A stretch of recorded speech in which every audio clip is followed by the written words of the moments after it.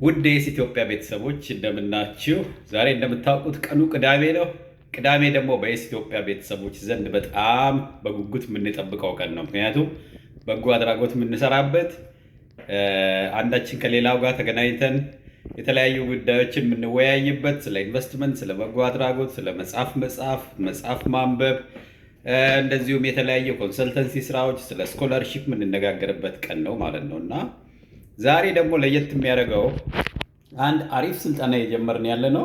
ያው ስልጠና እንደምታውቁት እንግዲህ ብዙ ጊዜ ብዙ አይነት ስልጠናዎች ይሰጣሉ። ግን እኔም ከሰለጠንኳቸው ስልጠናዎች ወይም እኔም ማሰልጠን ካገኘኋቸው ስልጠናዎች በመነሳት ብዙ ጊዜ የምመኘው ምንድነው የምንፈልገው ነገር አለ። እንዲህ ቢሆን የምንለው የምንጨማምርበት ነገር አለ፣ እንዲጨመር የምንፈልገው እና እንግዲህ ብዙ መመኘት ይቻላል። ማአት ምኞት ሊኖር ይችላል። ግን የትኛውም ምኞት ነው የምንተገብረው ነው እና በእኛ አንድ የምንተገብረው አሪፍ ስልጠና ጀምረናል። 1 ዓመት ይቆያል ስልጠናው። 25 ሰዎች ናቸው የተመዘገቡት፣ የእኛ የኢትዮጵያና የኢንቨስትመንት ቡድን አባላት ማለት ነው። ዝም ብለን ሰልጥነን ለመሄድ ሳይሆን የምንተገብረውን ስልጠና ነው የምንሰለጥነው እና አንደኛ ያን ስልጠና ጀምራለሁ። በሁለተኛ ደረጃ የኢትዮጵያ የበጎ አድራጎት አብዛኛው ቪዲዮዎች በተለይ ስለ ስኮላርሺፕ፣ ስለ ስራ እድል፣ ዋና የህይወት ክህሎቶችን ኔትወርኪንግ የተመለከተ ቪዲዮዎች ሪከርድ አድርገን አስቀምጠናል። ስለዚህ ከዛሬ በኋላ ጥያቄ ለሚጠይቁን ሰዎች እናስከፍላለን ማለት ነው። በደንብ ግልጽ ይሆንላችሁ። ምክንያቱም ሰዎች ለምሳሌ ውጭ መማር ፈልጋለሁ የሚል ብዙ ሰው ነው ያለው። ቪዲዮ ሰርተን አስቀምጠናል፣ እያዩት አይደለም። ሁሌ የእኛን ጊዜ፣ የኔን ጊዜ፣ የሌሎቹን ሰዎች ጊዜ ነው የሚያባክኑት። እንደዚህ ደግሞ የለም። ሁላችንም የየራሳችን ማድረግ ያለብን እቅዶች ያሉን ማለት ነው። ስለዚህ በበጎ አድራጎት የምሰጠው አለ። ከአሁን በኋላ ቪዲዮ ስለ ውጭ ሀገር ትምህርት ጋር የተያያዘ ቪዲዮ ሪከርድ አድርጌ ኦልሬዲ ዩቱብ ላይ አድርጌ የለ። ነገር ግን እየመጣ እኔን የምትጠይቀኝ ከሆነ ማለት ነው ለእኔ ጊዜ መክፈል አለብህ። ካልሆነ I just don't give my time። ዝም ብዬ በነፃ ጊዜ መስጠት አቁሜያለሁ። ለምን? ሰዎች ጊዜ ሪስፔክት እያደረጉ አይደለም። አንዳንዱ ጭራሽ እንደው ዝም ብሎ ቁጭ እንዳደረገው መጽሐፍ ያቅዳለ። ዝም ብሎ ይመጣና በፈለገው ሰዓት ብቻ ጥያቄ 10 ጥያቄ ይጠይቁኛል። ጥያቄውን ኦልሬዲ መልሻለሁ። ቁጭ ብሎ የሆነ አለ አይደል ምንድነው እየከፈትክ የምትዘጋው ሬዲዮ አይነት የሚያደርጉ ሰዎች አሉ ማለት ነው። በተለይ አንዳንድ ወጣቶች የተሳሳተ እንትን ያላቸው አሉ፣ ኢቭን አዋቂዎችም ጭምር ማለት ነው። ስለዚህ በጎ አድራጎቶቹን ከፈለጋችሁ ቪዲዮ አለ፣ ሜንተሪንግ ሴሽን አለ። ቴሌግራም ግሩፕ ላይ አርብ ገብታችሁ ማዳመጥ ትችላላችሁ። በነፃ ነው የምናገለግለው ዋና ነገሮች። ከዛ ያለፈ የምትፈልጉ ግን ኦልሬዲ አሁን ይህንን ሰርቪስ ጀምረናል። ትከፍላላችሁ ለእያንዳንዱ ታይም ማለት ነው። እንደዛ ትንሽ ሰዎች ሪስፔክት እንዲያደርጉ ማድረግ እንዳለብን ተረድተናል። እስካሁን ካየ ነው በነፃ ብዙ ነገር እየሰራን አይተናል። 5-6 ዓመት ማለት ነው። በነፃ ስለሚሰጥ ሰዎች በጣም ዝቅ አድርገው ያያሉ። ሶ they need to pay፣ ወይ ይክፈሉኝ ወይ ደግሞ እኔን ማስጨነቅ የለባቸውም ነው። ለምን? ኦልሬዲ መረጃው አለ። ያልተናገርኩትን ነገር ቢሆን ኦኬ መልሳለሁ፣ ችግር የለው። አብዛኞቹን ግን ዩቲዩብ ላይ አድርጌ ያለሁኝ እኔ። ኦኬ።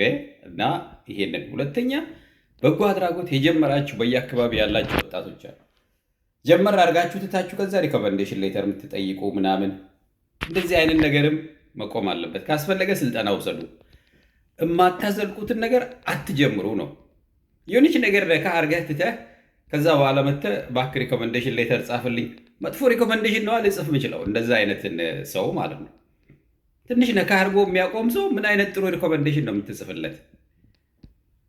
የሆነ ጊዜ የኢትዮጵያ ውስጥ ነበርኩኝ። መቼ? የዛሬ 2 ዓመት። ምን አደረግክ እስቲ? እናንተ ጋር አንዳንዴ ውይይት ላይ ሳተፍ ነበረ። ከዛ አቁሜያለሁ። ዝን የምን ሪኮመንዴሽን ነው ታዲያ የምጽፍልህ? እንዲህ አይነት ነገሮች ብዙ ጊዜ የኛ ወጣቶች ጋር ያሉ ክፍተቶች ስላሉ ስልጠና ያስፈልጋል። በደንብ በስልጠን አለብን፣ አተኩረን የሆነ ነገር እንድንሰራ ማለት እና እኔም ሰለጥናለሁ። ብዙ የጀመርኳቸው ግን በደንብ ያልሰራኋቸው ጉዳዮች አሉ። ለምሳሌ ጥሩ ፊዚካል ፊትነስ እንዲኖረኝ፣ ቆንጆ ስፖርት ምናምን መስራት፣ ሁልጊዜ ሪማይንድድ መሆን እፈልጋለሁ በሌሎች ነገሮች ኦኩፓይድ ስለመሆን። እንደዚሁም እንደዚህ በጣም የአይዲያ ክላሪቲ ነገሮች ብዙ መስተካከል ያለባቸው ነገሮች አሉ ከኔ ሳይድ። እንደዚሁ ደግሞ ሌሎች የኢትዮጵያ አባላትም ይህ አይነት ስልጠና ያስፈልገናል። ብዙዎቻችን እግዚአብሔር የሰጠን ጸጋና እኛ የምንኖረው አይገናኝም። እግዚአብሔር በጣም ትልቅ ነገር ሰጥቶ ነው የፈጠረን፣ ፖቴንሻል እየሰጠን። ነገር ግን የምንኖረው በጣም ትንሽዬዋን ነው የምንኖረው ከተሰጠን ጸጋ ጋር ለምን? ትኩረት ከማጣት አንጻት ትኩረት ማጣትና ትጋት ማጣት፣ በደንብ እዛች ቦታ ላይ አተኩረን ከመስራት ክፍተት ወይ አላስፈላጊ ኔጌቲቭ ኢነርጂ ውስጥ ከሰዎች ጋር እንገባና ቂም በቂም ሆኖ ልባችን ከማንም ጋር እንዳንተባበር ሁሉ ያደርገናል ማለት ነው። አሁን በብዛት ኢትዮጵያ ውስጥ የማየው ክፍተት ምንድን ነው? 130 ሚሊዮን ህዝብ አለን። ብዙ ዘመድ፣ ብዙ ወንድሞች፣ ብዙ እህቶች፣ ብዙ ጓደኞች አሉ። ከአብዛኛው ጓደኛ ጋር ግን ስራ አብረን መስራት አንችልም።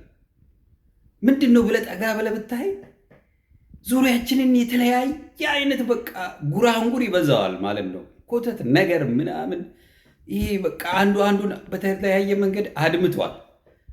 ጸሎትም ይቅር እንላለን ብለን ጸሎትም እናደርግን ይቅር አንልም። ውስጣችን ደብቀን ነው የምንጸልየው። ታቸዋል። ይሄ ምን ያደርገናል? ውጤታማ እንዳንሆን ያደርገናል፣ እኔንም ጭምር ማለት ነው። ስለዚህ አብረን እንማማራለን፣ እንሰራለን። ሌሎቻችሁም በያላችሁበት የኢትዮጵያ ጋር የምትሰሩ ከሆነ የበጎ አድራጎት ስራ ከጀመራችሁ እንዳታቆሙ፣ ወይ አትጀምሩ። ሲጀምር መጀመሪያውኑ ራሱ አትጀምሩት። ለዛ ደግሞ መሰልጠን አለባችሁ። አንዳንዱ ምን እንደሚፈልግ አያውቅም። ውጭ ሀገር ትምህርት ስትለው አለ፣ ኢንቨስትመንት ስትለው አለ፣ በጎ አድራጎት ስትለው አለ። እንዳሰልጣኝ ይሁን። አንዱ ቦታ ግን በደንብ ማተኮር ያስፈልጋል። ኦኬ፣ ስታተኮር ትንሽ ሂንት እንዲሆናችሁ ይኸው ለምሳሌ ልብስህንም ጭምር የዓላማ እንትን ለማድረግ እኔ አሁን እንደዛ ነው ጥረት እያደረኩ ያለሁት እንዳረሳ። ምክንያቱም ከኢትዮጵያ ከጀመርኳቸው ስራዎች የሚያዘናገኝ ብዙ ነገር ነው ያለው። ይሄ ስልጠና ይፈልጋል፣ የሌሎችን ሰዎች ደግሞ ድጋፍ ይፈልጋል። ብቻዬን የማደርገው ነገር አይደለም ይሄ። ለብቻዬ ስራ ፈልጌ ያገኛለሁ፣ ለልጆቼ ለቤተሰብ የሚሆን ነገር አደርጋለሁ። የኢትዮጵያን ሚሽን ለማሳደግ ግን ፈቃዱ ረታ አለማየሁ ለብቻው የሚሰራው ነገር አይደለም። የነቃ ኢትዮጵያዊ ይፈልጋል፣ የነቃ አፍሪካዊ ይፈልጋል። ከግለሰብ በላይ ማህበረሰብን ማየት የሚችል አእምሮ ይፈልጋል። ከቀለም በላይ ከብልጭልጭ ነገር በላይ ከዘር ባህል በላይ ከሃይማኖት በላይ የሚያይ ስብዕናን ለመረዳት የሚሞክር የሰዎችን ክፍተት ለመሙላት ዝግጁ የሆነ ልብ ይፈልጋል። ብዙዎቻችን የሰዎችን ቀዳዳ የምንፈልገው እዛች ቀዳዳ ላይ ማስፋት ነው የምንፈልገው ቀዳዳዋ እንጂ እንዲጠነክሩ ክፍተታቸውን የመሙላት መስመር ላይ አይደለም የተሰለፍነው። በተለያየ መንገድ የሰዎችን ደካማ ጎን እንትን ማድረግ ማባባስ፣ የራሳችንንም ደካማ ጎን ስናባብስ ነው የምንታየው። ለራሱ ጥሩ የሆነ ሰው ነው ለሌሎቹ ጥሩ መሆን የሚችለው። በነገራችን ላይ ሁሉ ነገር የምናደርገው ነገር ለራሳችን ጥሩ ከሆነን፣ በጣም ሚዛናዊ ከሆነን፣ አምላካችንን የምንፈራ ከሆነ ነገሮች ሰላም ይሆናል። ግን ዝም ብለን በቂም በቀል በሸር በምናምን አንድ ሰው ክፉ ነገር ስላደረገ ክፉ ለማድረግ እያደባ የተሻለ ዓለም መፍጠር አይቻልም። ይሄንን ነው እኔ ከኢትዮጵያ የተማርኩት። ብዙ መልካም ጎን፣ ብዙ መልካም ልብ ያላቸው ኢትዮጵያውያን አሉ። አብዛኛው ኢትዮጵያዊ የተሻለ ነገር ለማድረግ የሚጣጣር፣ ውጭ ሀገር ሲሄዱ ታያላችሁ። አረብ ሀገር ከሚኖሩ ኢትዮጵያውያን ሴቶች ታያላችሁ፣ ወንዶች ታያላችሁ። ማት እኮ ነው የምንታገለው። ግን ችግራችን ምንድን ነው? ውስጣችን ቂም ይበዛል። ሁሉም የሆነ የሚናገረው ስቶሪ አለው። በቃ አንዱ አንዱን በተለያየ መንገድ አድምቷል ማለት ነው። ስለዚህ መተባበር አይችልም።